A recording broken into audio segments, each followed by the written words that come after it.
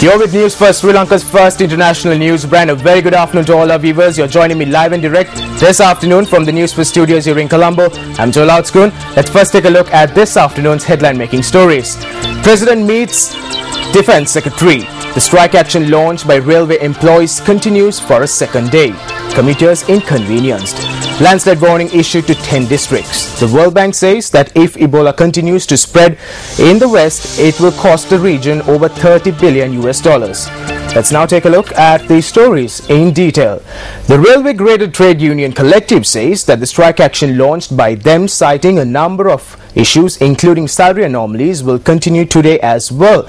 Convener of the Railway Graded Trade Union Collective, Janica Fernando, stated that a discussion on the measures that will be taken in the future will be held today. A number of trains did not operate today as well, owing to the strike action. Our correspondent stated that nearly 20 trains arrived at the Maradana railway station today during the time period between 7 a.m. and 8:30 a.m.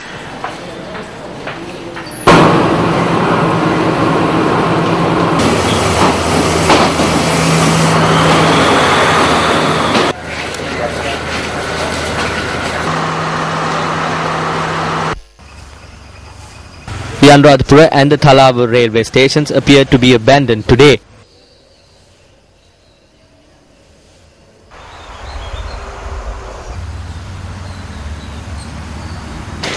Our correspondent in Chilau notes that there was a lack of commuters at the Chilau train station, adding that no trains operated from the station in the period between 3:50 a.m. and 6:15 a.m. This was the situation witnessed at the Kakapalya train station. Trains plying from Kandy to Mathura function normally, however the train travel was limited to Colombo Fort. Commuters have been travelling free of charge due to the absence of ticketing officers.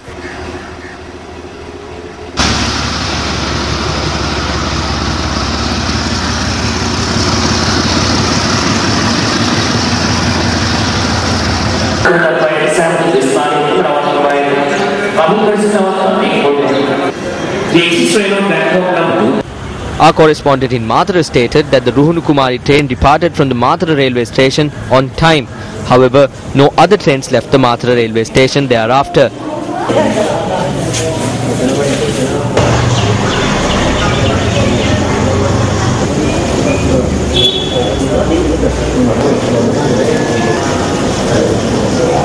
Our correspondent in Kurunagala noted that 3 trains that operate of office staff functioned as usual.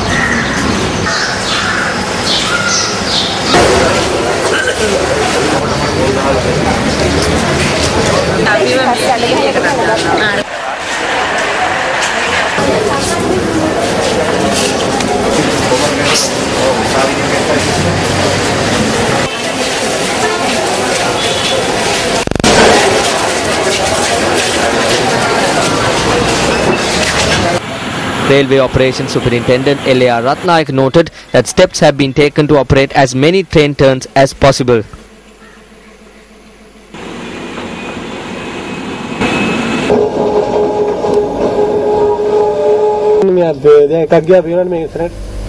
Well, now, have you been inconvenienced owing to the strike action? You could share your views on www.newsfirst.lk and also by posting a tweet on Newsfirst_en. Meanwhile, wildlife officers have also reached a decision to engage in a trade union action with effect from today.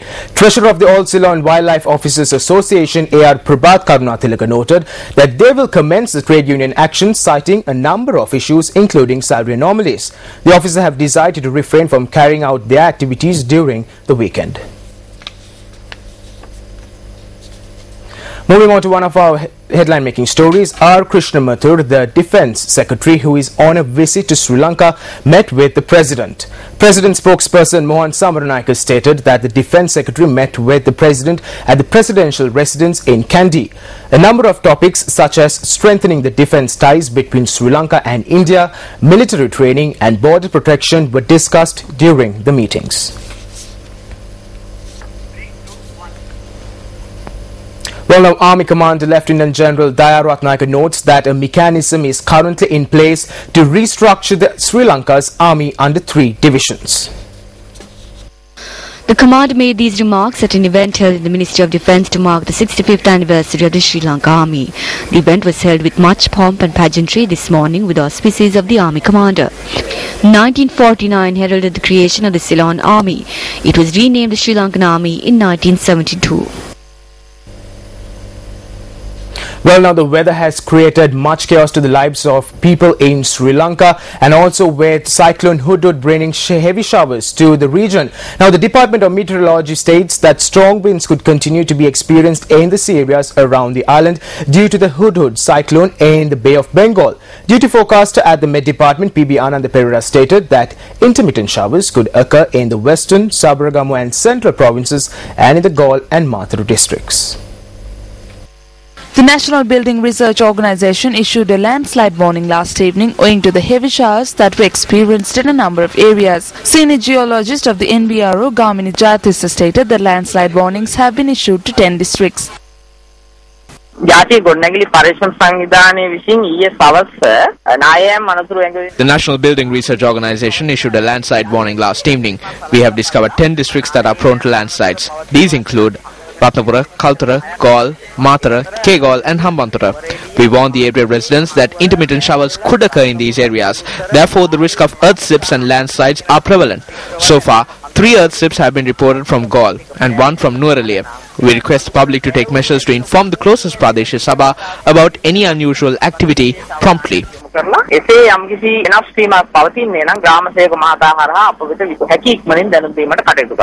to the rise in waters in the Attanagalla Oya and Uruwal Oya, a number of places along the Gamba Khandan road have been inundated. Our correspondent stated that another location in the Masilangamu area have been inundated.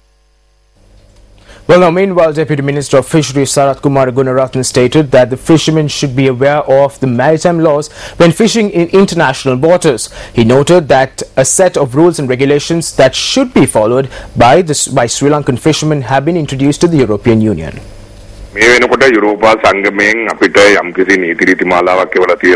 The European Union has sent a set of guidelines. We have to implement them before December, if not they will be taking legal action. There were many views regarding this among fishermen, especially among those with multi-day fishing trawlers. Accordingly, we invited members of the fisheries committees from across the island and educated them. They have been informed to make sure that they do not enter seas of other countries when fishing in international waters. If they do that, it would incur as a great loss. They must also take their documents when entering international waters, and these trawlers must possess vessel monitoring systems. So we are hoping to make sure at least 50% of vessels have these systems. We are making them available at a concessionary rate. Well, that's a wrap of lunchtime news for today. Thank you very much for joining us this afternoon. I'm Joel Outspoon for News First. Have yourself a great weekend ahead. Hotline 0114-896-896. www.newsfirst.lk. Feedback at newsfirst.lk.